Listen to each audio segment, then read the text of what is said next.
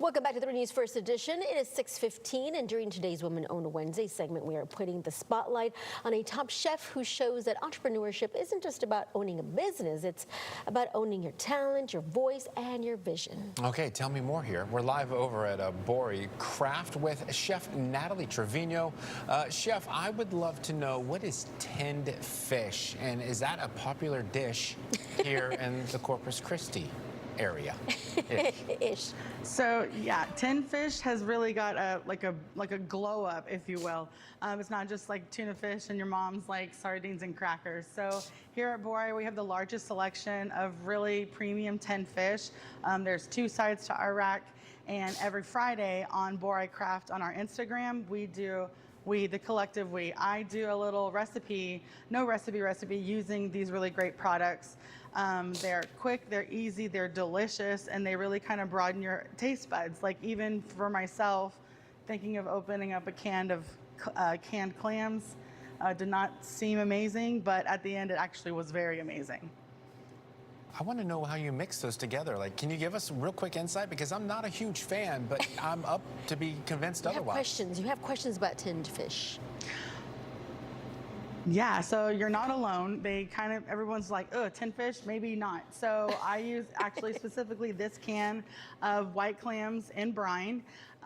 They are little meaty, fat little babies. They weren't mealy, they were firm, they were delicious. And I made pasta alla vongole, which is a classic Italian pasta dish that I love to eat when I go to New York. That's where I go to be fed.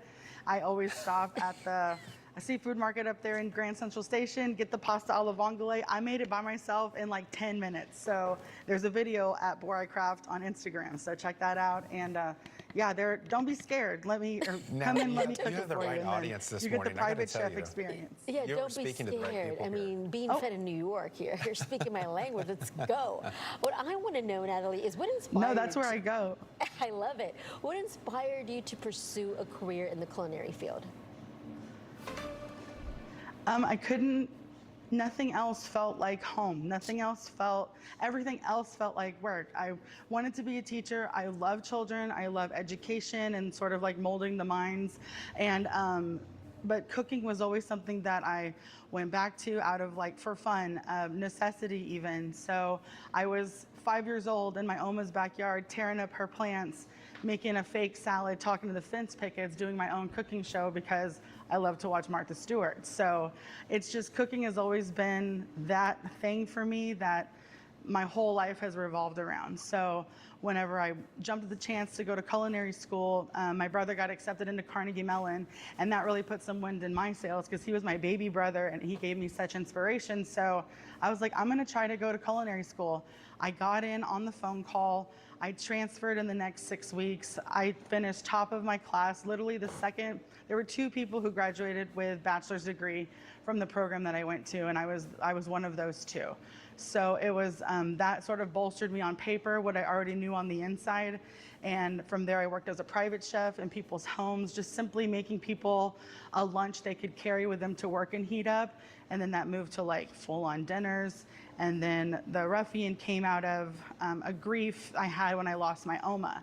My Oma had celiac and she could not eat at restaurants. This was like in 2017-ish, and gluten-free was not accommodated for. So as the chef, I would accommodate for her. She would come to our house. We would do flowers, wine. We would set the whole table and she would watch me make whatever she was craving. I would make it gluten-free for her. So when she ultimately passed of her illness, I transferred that grief into cooking for anybody who would want me to make dinner for them. So I made a website, I made an Instagram, I called it the Ruffian because I'm a ruffian through and through, and blasted it out to like 80 people. 8 people said yes, and that was the first dinner in March of 2019. So that was the first Ruffian in my Oma's backyard, and it was beautiful.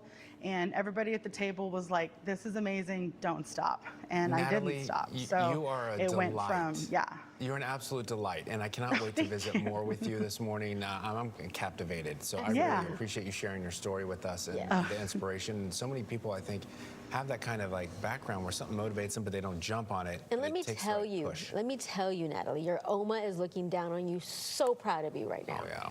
So can't wait to talk to her again. I'm going to ask her about kids, like getting kids motivated to I'm cook glad she and brought not it just up because microwave I have something to ask her on it.